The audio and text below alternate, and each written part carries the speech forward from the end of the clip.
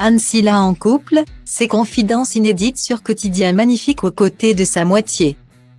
Plus d'1 an après sa victoire tant attendue à The Voice Allez Stars, Anne Silla enchaîne les projets musicaux et multiplie les interviews.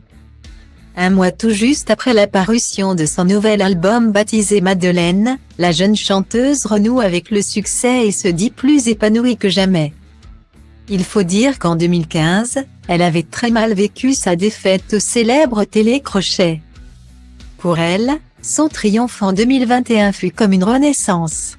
Interrogée par le magazine Closé, elle s'est confiée sans filtre sur son travail mais aussi, et surtout, son couple dont elle ne parle presque jamais. Il y a quelques années, Anne Silla révélait avoir été poignardée par son ex-compagnon.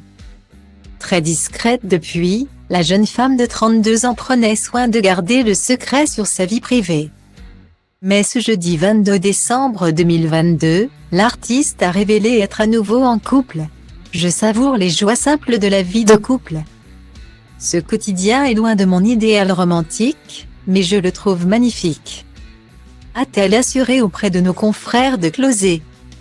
Stylo Diva place Hold A1 et A1, 8-300 px, minimum et 250 px, at Media Screen End, minimum 990 px, div. A place Hold A1 et A1, 620 px, minimum et 350 px, style. Désormais en paix avec elle-même, la jeune chanteuse semble plus apaisée que jamais et prête à se laisser porter par l'amour. Du moment qu'il est tendre et sincère. Je n'ai plus besoin de souffrance pour prendre conscience de la valeur de ces moments et de ma chance. J'assume d'être la comique de service et j'accepte la peine quand elle revient. A-t-elle ajouté avec la tendresse qu'on lui connaît bien. Et quid de son avenir?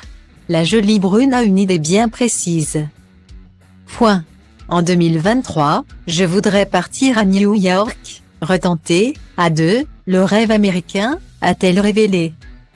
Si Anne Silla est aujourd'hui si bien dans sa tête et dans son corps, c'est aussi grâce à ses passages dans l'émission The Voice. Ce qu'elle lui a appris avant tout, c'est la confiance en soi. Affronter son meilleur ennemi, c'est-à-dire elle-même. L'a aidé bien au-delà de ses aspirations professionnelles. Les règles d'un télécrochet imposent mise en concurrence et capacité d'abstraction. Dépasser la peur de l'autre, de l'erreur, de l'échec, c'est finalement combattre mon meilleur ennemi. Moi-même, a-t-elle déclaré pour conclure. Une belle leçon de vie.